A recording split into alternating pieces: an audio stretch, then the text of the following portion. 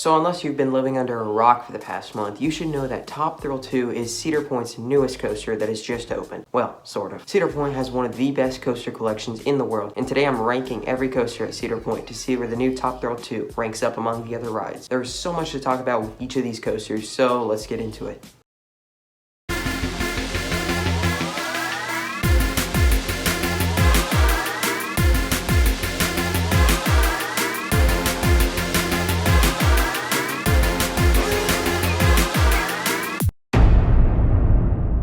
Nothing to say here other than a ride for the bravest of people.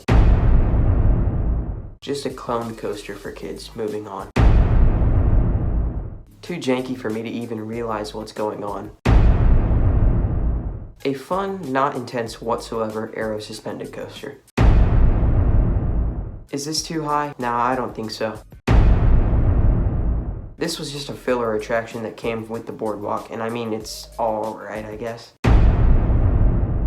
Why can't this park add more Woodies? Blue Streak is super underrated, except I ain't waiting in that 2-hour line. Okay, now that we have gotten to the big boys, let's actually give some time to talk about each coaster more in depth.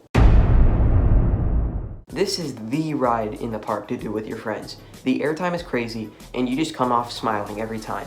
I give this ride a little bit of credit for breaking my fear of big drops on coasters. It's just, I can't stand to see people put this at like number 5 in the park. I really do feel like from now on, though, all these rides are must-dos for first-time thrill seekers going to Cedar Point. I'll say it before, and I'll say it again. I've never had a bad ride on. I think there's just something to love about old-school B&Ms. They run so fast and forceful. This is no exception. A lot of people call this a skip-out attraction, but they're wrong. Sucks to see this might be the next coaster on the chopping block, but the inversions are really big and smooth. This Spaghetti Bowl section is not that great, though. Where do I begin with this ride? My first rides, this was my second favorite in the park. Yeah, I know, call me crazy. But now it's stuck at number 8. Why is that, you ask? Well, little GP me came to his senses and realized that this ride lacks force. I mean, you combine this with Iron Dragon, it could be the most forceless ride out there. Well, except... If this is your first swing coaster, you'll like it, but don't expect the best ride ever.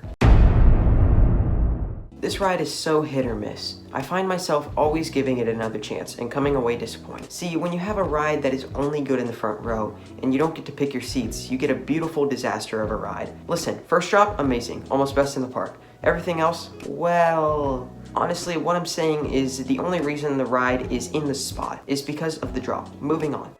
That brake run is pretty funny though.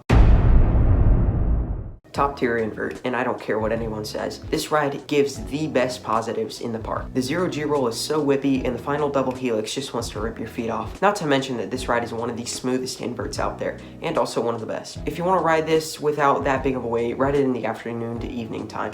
I hope Cedar Point keeps this around for a while. You know how I said Gemini broke my fear of coasters? Magnum really made me a full-blown enthusiast. I have a serious problem with this ride and can never go to the park and not ride it.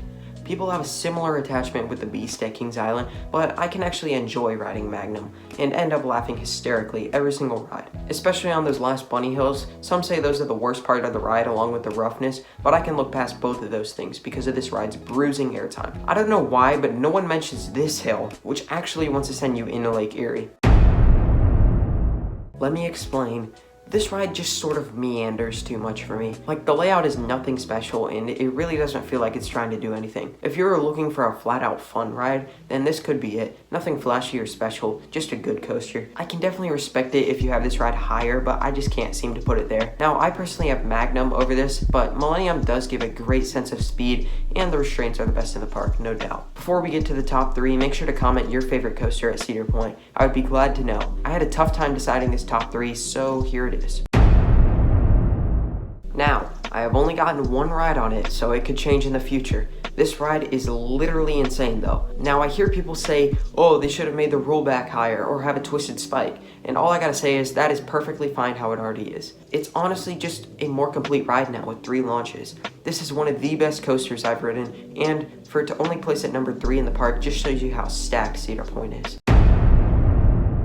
Honestly, this ride is in my top 10 for a reason and literally has everything you could ever want in a coaster except the height. This is just one of those rides that never gets old and is also one of the main reasons people go to this park. If you want a genuinely intense ride that doesn't mess around from start to finish, this is basically a perfect ride in that scenario. Now, I hear everyone compare this to Velocicoaster, but you just gotta look at it for what it is, a near perfect roller coaster.